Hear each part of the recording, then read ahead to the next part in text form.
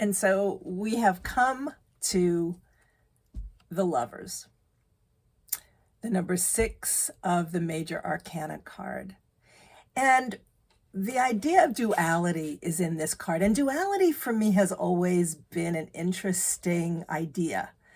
At this point in the major cards, right, we're no longer singular. We understand the duality of life, right? That things are not always as they appear. We have choices to make. We are pulled apart in ourselves by duality, by what's right, what's wrong, not just about our moral compass, but about how we even feel about ourselves. Conflict, inner conflict is what I want to say. And this polarity, this push and pull, and also how we're affected by other people as well, in this card. But really, the reason I said duality, it's kind of a interesting idea because what it really speaks to is unity. It's really putting our attention, this card, the Lover's card, is really putting our attention on unity. And so how does the duality of life play out in terms of unifying that duality, accepting the differences, but also unifying things that create the divisions in life, right? Because living just in a divided place isn't necessarily the best place to live. And so we're called to love. It's not that when this card comes up, we're always reminded to love. But when you think of a card that has the word love in it, yes, love is a unifying force. And this is, today, obviously, you're noticing I'm not reading from my notes. They're pretty long about the Lovers.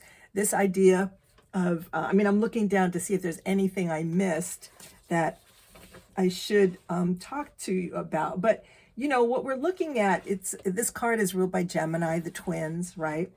And, basically what this card is telling us, it's reminding us that we live in a world of paradoxes and polarity, right? The duality of life, which are merged together. We have choices all the time, and we have to learn how to deal with this duality, with the polarity of life, with our own, the things that pull us in different directions as well, our internal struggles. And some see, and I will say this, some see this card, it depicts choices because that's just a constant. Our choices in life are constant. It's what always is. And so really, not to, I hope I'm explaining this well. The Lovers card can be a little bit tricky. I think on its most basic level, yeah, people do see that it will come up when a relationship is involved, because yeah, that is how we are relating to another person, and how the duality of life, me, that other person, exists. But how do we bridge that? That's the ultimate question. How do we bridge this division? How do we bring back unity? And so these are not separate ideas, duality and unity.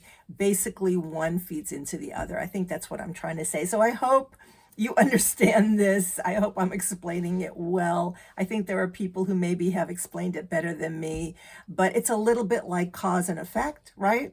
If we just think about duality, polarity, and leave it at that, then we're missing the mark. And that's why I'm stressing that this is also a card that unifies and doesn't just stay in that space of duality, although it brings that issue to the fore. All right, well, thanks for tuning in again today, and leave your comments, leave your experiences with the Lover card, and I'm always open to hearing what you have to say, and thanks again for stopping by.